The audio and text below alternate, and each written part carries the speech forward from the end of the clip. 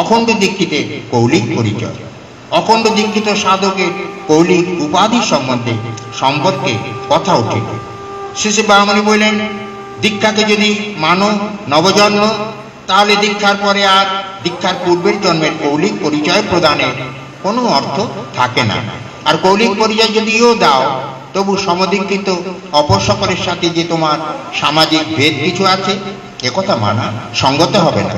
তবে জোর করে কোনো বিধান কারো উপরে চাপাবার প্রয়োজন দেখি না। সময় এলে তোমাদের মনে সংঘবদ্ধ হয়ে এই প্রশ্নের একটি স্থায়ী মীমাংসা অনুপ্রেরণা আসবে। যা করবা তখন করে নিও। শিবপুর, কুমিল্লা, 14/4/1340। ওঙ্কারায় নমো নমঃ। সমবেত উপাসনার কথা হইতেছিল।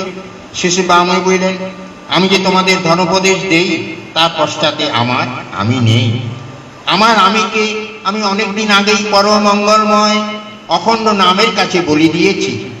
আমার নিজের মুক্তির প্রয়োজন পানে তাকিয়ে নয়, তোমার বা অপর একজন সন্তানের ব্যক্তিগত মুক্তির পানে তাকিয়েও নয়, নিখিল বিশ্বের সর্বাঙ্গীন মুক্তির পানে তাকিয়ে আমি আমাকে অখণ্ড নামের পায়ে বিসর্জন দিয়েছি। ওমেকং পরমং ব্রহ্ম, ওমেকং শরণং মম, সর্বেষাং মিলনান তস্मै ওঙ্কারায় নমো নমঃ।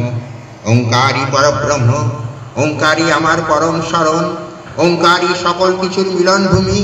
সেই ওঙ্কারকে বারংবার করি প্রণাম। জয়